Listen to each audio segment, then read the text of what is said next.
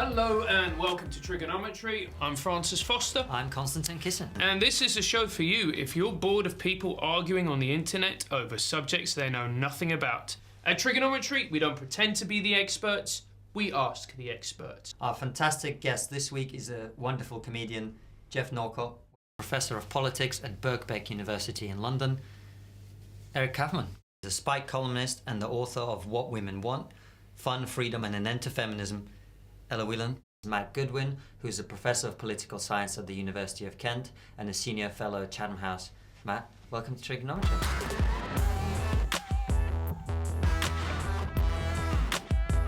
National populism is obviously, we've seen a rise. How much of that has got to do with the economic crash in 2008? Well, this is $1 million question, right? So if you're on the left, you basically argue, and I'm not making judgments, I don't know where your politics are, got an idea. But if you lean leftwards, you tend to say all of this is about economic scarcity, right? It's the old Marxist line that effectively anybody who votes for nationalist movements or movements that express unease about mass immigration, that they are driven by their worries over basically income, wages and scarce economic goods, and that usually an extension of that argument is that the people are being manipulated by ruthless elites in society, whether it's the media, whether it's these conspiratorial right-wingers trying to divide and rule. The evidence, I would argue, and certainly we argue in the book, is pretty overwhelming in pointing in a different direction, which is that if you think, for example, about some of the most successful national populists that we've had in the Western world, coming in places like Switzerland, in Austria, the Netherlands, they broke through amid very low unemployment rates, some of the lowest unemployment rates in Europe, very strong growing economies. Look at Law and Justice in Poland, really came into power on the back of a rapid economic expansion. Take Britain. Nigel Farage and the UK Independence Party first really broke through in 2004 after 48 consecutive periods of growth. And then when we drill down to the individual level and we look at who's actually supporting these movements, and I'm sure we'll come back to it, they tend to be working full-time. They tend to often be on not amazing wages, but standard, average wages. And so the unemployed, the kind of real losers of globalization in a sort of visceral sense, they are not generally providing the bulk of support to national populism. I mean, it's worth remembering, even in the 1930s, many people on the left like that comparison at the moment. A lot of the unemployed and those who are out of work were actually voting for the communists, not for the National Socialists. And National Socialism, national populism are two very different movements. But the idea that the left pushes, that this is all about economic scarcity, I'm afraid is not actually very convincing when you look at the evidence. One of the interesting points in the book is that, one of the interesting facts you cite in the book is that Donald Trump voters had the average highest income of the three available candidates. So if you take Bernie Sanders, Hillary Clinton and Donald Trump, his voters actually had a higher average income than any of the other two. And I wanted to come back to the fact that you've been talking about this for a long time, actually. You've been predicting this, unlike most people who predicted Brexit and Trump very confidently after it happened, right? You actually predicted it many years before. You've been talking about this since like 2010 at least, from what I've seen an interview you did with The Economist, for example, where you were talking actually about Anders Breivik, I think, in the context of this. And that is not a time in which we were having these conversations at all. So can you take us back through that period, if it's not the economic crash that Francis asked you about? What has happened over the last 10 to 15 years that has caused this movement to emerge in this way? Yeah, well, one of my pet frustrations about the public debate is that we focus on the short-term factors, right? And we're obsessed about what happens during campaigns. I mean, I just finished reading Hillary Clinton's book, What Happened, and I realised she still doesn't know what happened.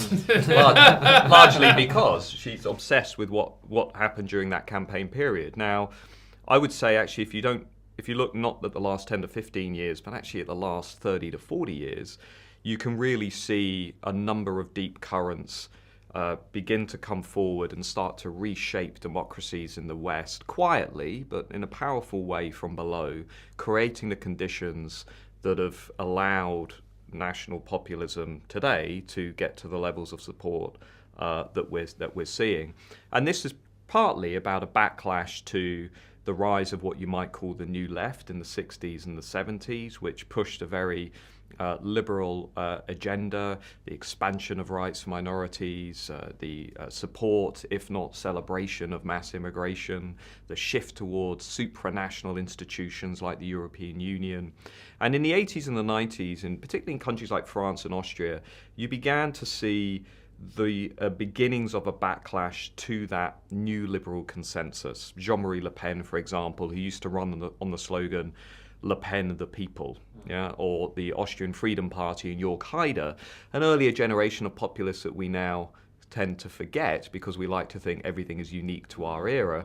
Jörg Haider used to say, I say what the people think, right? And it was that notion that he's tapping into a concern, particularly among an alliance of social conservatives that were often quite affluent and blue-collar workers who together felt very uncomfortable with both the scale and the pace of change that was happening within the broader nation. And that was partly about immigration. It was also about, in some countries, increasingly a political establishment that seemed to be holding the people in contempt, certainly neglecting them. And also increasingly in more recent years, the specific issue of Islam in Europe and the refugee crisis that followed. So by the time you get to really the 90s or 2000s and you guys start going through things like 9/11, long before the financial crisis, you're beginning to see these movements actually reaching very high levels of support, in some countries joining national governments, often doing well in very prosperous, affluent areas, and really winning over low-skilled service workers, the self-employed, blue-collar workers. So we talk a lot about the collapse of social democracy today, but actually you can really trace that to the early to mid-2000s. And now the crisis kicked in, and no one's saying the crisis isn't important, because it is. It wasn't the underlying driver, but it did exacerbate a number of these emerging value conflicts in the West between kind of culturally liberal middle-class professionals and those social conservatives and workers. And you begin to see this kind of gradual polarization within a lot of Western democracies. And I think what mattered in a big way was the national populists themselves also changed. They became more articulate, they became more sophisticated, they started to tone down white supremacism, they started to basically get a bit more in line with where public opinion really was on these issues. People like Geert Wilders started to say, well, let's be pro-LGBT, but also let's be anti-Islam at the same time. So you started to see these kind of curious innovations that we didn't really have before.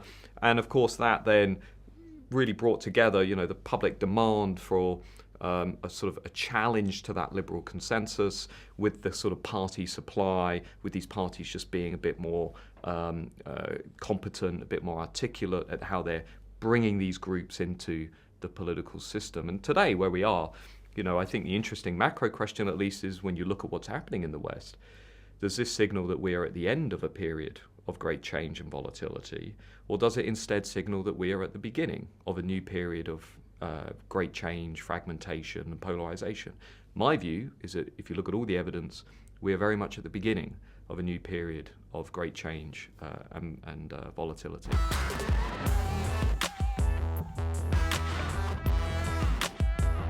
When we talk about Brexit, the majority position is the one that's demonized, which is quite incredible in and of itself. So when you talk about most people think this, I think there's so many issues on which most people think something, and that is the position that is demonized, which is an incredible place to be in, isn't it? Yeah, but it shows how completely out of step the political establishment and, to a certain degree, the media are with public opinion. So the fact that, I mean, I was a Brexiteer, and I see that as a pretty standard left-wing position, but the fact is the vote was announced, and then I think it was probably about 45 minutes afterwards we got to celebrate in the Spiked office for about half an hour, and then we were like, right, we're on the defensive.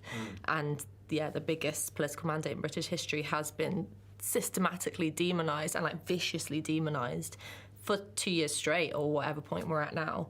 And I think that isn't coming from people. People aren't stopping leavers in the street and hurling eggs at them and saying, like, you've put the country to hell. It's MPs and its political commentators who are really viciously against Brexit. I think that tells you about the separation that's going on, the kind of big lines in the sand between those who are the rulers and who make the laws and those of us who are ruled to a certain extent. What I find interesting about Brexit is this: we get quite a lot of comments, and in particular comedians who are sort of that sort of the left, sort of Corbynite left. And the criticism that they always put to me is, you never get any left-wing people on. And I say, actually, we do, but a lot of them support Brexit. And a lot of people seem to think that in order for you to support Brexit, you need to be on the right. But that's obviously a fallacy, because there's a lot of people on the left, especially what you consider to be the old-school Tony Benn-esque left.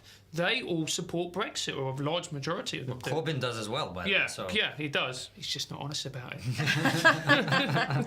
No, he isn't honest about it. He's kind of sold out his side of the left in relation to Brexit. Well, I guess it's because the main Leave campaign, the main faces of it, were Tory MPs, or I don't think you can necessarily call them rabid right-wingers, but there wasn't a vocal left for Brexit other than Spiked. We had our sort of, as big as we could be, our campaign, and you had some Labour left people who campaigned for Brexit. But on the whole, there wasn't a coherent left-wing movement for what I thought was this great opportunity to break through years of mush and status quo and not moving anywhere in politics. Then you have this moment where lots of working class people are saying we want to change in politics and we want to have a greater say and we want to shake things up, and the left's nowhere to be seen. And so, not that I revel in the fact that that is the case, but I think it tells you a lot about where the left is today. If they were so blind as to not see this as an opportunity to change politics quite dramatically. I mean, I remember in the 2 weeks after the vote, you had news about how the Tory party was going to disintegrate, about how Labour was going to disintegrate, Westminster was crumbling, everyone was falling apart. And I was like, yes, like, this is what I voted for. This is great. I mean, you know, I never have voted in general elections. When I was younger, I used to spoil my ballot. And then my mum said, they never read the essay that you write, you know, they just see that you haven't ticked the box. So anyway, and that was a conscious decision, because I thought none of these people represent what I want in any way, shape or form. I'm very, very against picking the best of a bad bunch. But Brexit was the first thing ever in my political career where I was like, right, this is something I definitely know that I care about. I'm 100% behind this. Let's go.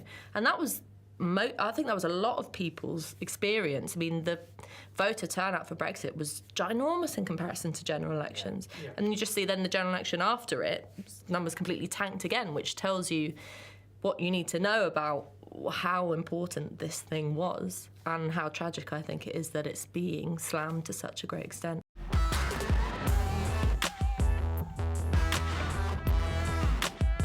A lot of the media narrative around populism immediately after, say, the Trump or Brexit vote, turned to, who voted for Trump or who voted for Brexit and where do they live. And you can see that the cities tended to be, say, Remain voting, and outlying areas tended to be for Leave. And those areas tend to be a bit more deprived, so people kind of jump to these conclusions. Well, it's the people, the left behind. They're the ones who voted to Leave, or they voted for Trump.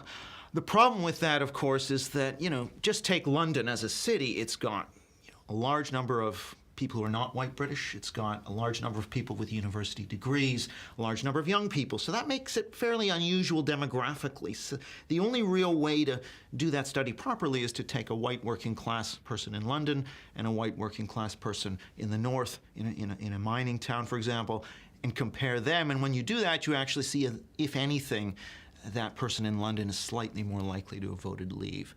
So that's the kind of method where you're actually looking at individual level, large-scale survey data, not looking at these election maps or talking about opioid crises or so on. So yeah, the first takeaway really is that it's almost all about immigration when we talk about right-wing populism. Not left-wing populism, Podemos and Corbyn, that is about the economy, but right-wing populism in the West, Not, again, in India or even in Eastern Europe. In the West, it's about immigration.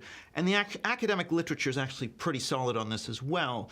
The academic literature shows this and wouldn't dispute this. Now, some, of course, would dispute it, but certainly when it comes to immigration, a lot of the academic, there was a meta-analysis done, which is an analysis of all the literature, and they find essentially that how poor you are, whether you're unemployed or not, whether you've lost your job, those are not things that predict your immigration attitudes, and these are not things that are driving right-wing populism.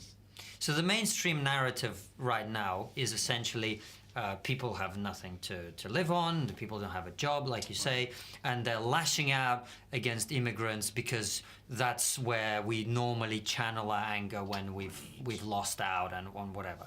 And you say... Well, I say no. I say essentially what this is about is anxiety over ethnocultural change, threats to identity. I mean, I'll give you a kind of question that we might ask people. Say in this country, we ask Brexiteers, white British Brexiteers, how concerned are you? How much of a problem is pressure on public services? 0 to 100, 100 being it's a big problem. And people give it about a 40, Brexit leave voters give it about a 47, 48 out of 100. And all you have to do is stick the word immigrants putting pressure on public services. So it's the same question, how much of a problem is pressure on public services, but it's immigrants putting, just 2 words, pressure on public services. It goes from sort of 48 out of 100 to 70 out of 100. For Remainers, it's the reverse. And actually it makes sense, what the Remainers are doing actually does make sense, because if the problem is pressure on public services, the part of that problem that is accounted for by immigrants has to be smaller than the problem itself. So it makes no sense to get a number moving from, say, 48 up to 70, because the problem, the immigrant-fueled part of the problem cannot be larger than the whole problem. But that's just by way of explaining that this is not driven by people's worry about pressure on public service as economic things, which is sort of the narrative of probably both parties in a way, because that's what they know. They've got economic policy tools. It's also safer because we can talk about, well, people are feeling pressure on material things, schools and hospitals, and that's why they're upset about immigration. It's not that nasty cultural stuff, but actually it is that cultural stuff. Well, let's break that down. When you say the nasty cultural stuff, right? What you're not? I've read your book very carefully, so you're not saying that the majority of the people who are on the populist right hate immigrants and they're racist, right? You're not saying that. I'm not saying that. No. I actually think we need to open up a conversation about white identity, first of all, and secondly, something I call the white tradition of national identity, and to do so in a fair-minded way. So there is a certain kind of toxicity around the subject of white group identity. Really? Really? Is that right? I hadn't noticed. Right. So, and you know... It never ends well, though, does it? Let's be fair. When you get a group of people together and go, right, we're white, and we identify for being white, it tends to end in camps. And well, no, I disagree with you. So, for example, I don't think identifying as white or identifying as black or identifying as Hawaiian, we have to look at these things differently. I mean, all of those identities can be abused. You can fixate and be extremist about it. But just if you think about the world, 80% of the world's countries have an ethnic majority. It's Persians in Iran, it could be Tswana in Botswana, Japanese in Japan, etc. These people identify with their group, with their culture, and they're not out killing each other. Now, some will, but when we think about what are the predictors of genocide, for example, it's an ideology that says this country should only be inhabited by either a particular group or people who adhere to an ideology like socialism or like Islamism. And if you don't adhere to that, you're in the way and we're going to exterminate you. So it doesn't necessarily matter whether it's a particularist identity like ethnicity or it's a universalist identity like Islam or socialism. There are extreme versions and moderate versions, and you can have a moderate version of white identity as you can a moderate version of Islamic identity. And there's nothing wrong with that. And that's sort of the normal state of affairs in most countries most of the time. So I think this focus on white identity as toxic actually doesn't have a basis in fact. Even though we know, yes, we're all thinking about the Nazis. You're wrong. Yeah, we're all thinking about the Nazis. I lost relatives in the Holocaust. Yes, of course. But that's one case, and we actually have to say, okay, all of the countries in the world that have ethnic minorities that identify with their group and then all of the places in the world that have a genocidal event. And we have data sets actually where we can look at this question systematically, and we find, well, actually, you have to have a number of conditions in place, one of which is this exclusivist focus on identity. So it's not just saying, we are Hindus in India, but it's, everybody who isn't a Hindu is garbage and must be exterminated. That's a very different thing from just saying we identify as Hindu. So you can have moderate versions and extreme versions of any identity, whether it's a minority identity or a majority. So I really think, actually, we have to start to think about it being, okay to express a moderate white identity, or what I mean by that is ethnic majority identity. Because again, 80% of the world's countries have these ethnic majority identities. If we try and say you can't have that, I actually think we are making things worse. If anything, I think that's the greater risk than if we say, okay, it can be expressed, but it's got to be done in a moderate way.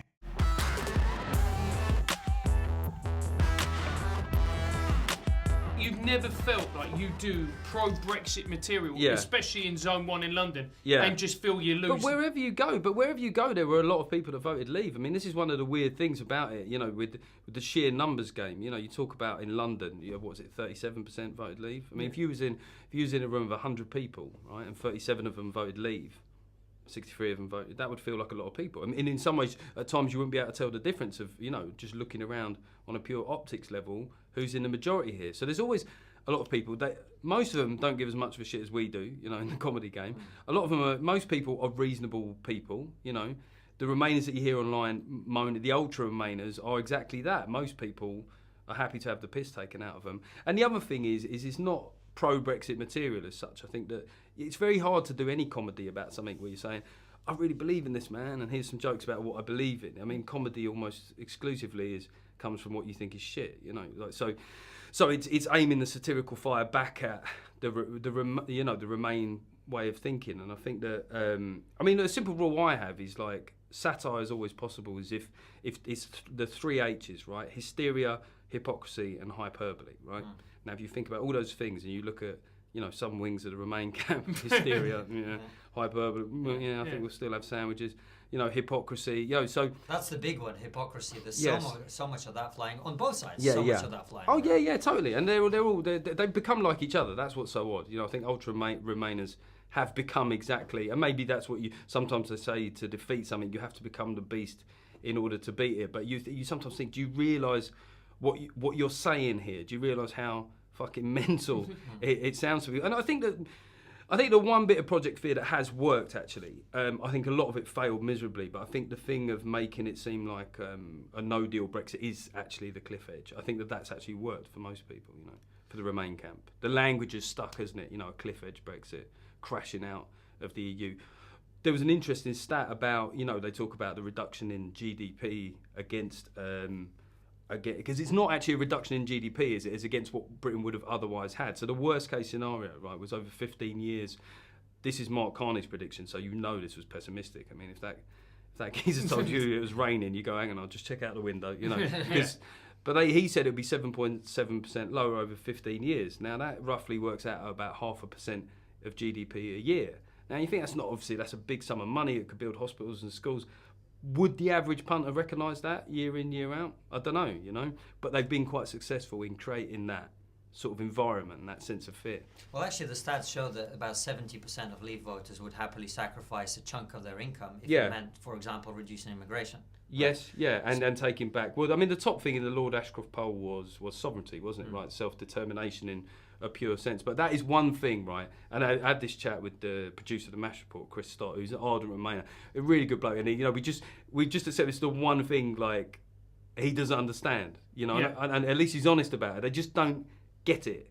They just don't get it as a principle. And you think in a way, you have to respect that. We're 2 years on it. If people don't understand sort of total self-determination now, they never will. And I think that, they'll say things, but we do still have. We don't, because there's things that we can't do as a country. And I think that immigration was interesting because it's always perceived that if you was against freedom of movement, that's because you wanted really low immigration. It's not, for a lot of people, certainly myself, it wasn't that. It just seemed quite an absolutism, freedom of movement in perpetuity for all time. You think that that any nation state shouldn't be allowed to, sort of appropriate their needs based on what was happening in their country at that point. I just thought it was strange that was decided centrally, And also, when it comes to immigration, it's sometimes, for a long time now in Britain, people have been able to, successive governments have been able to go, well, it makes it a negative thing, doesn't it? We go, well, the EU is better for us, freedom of movement, it's just one of those things that comes with, goes with the territory.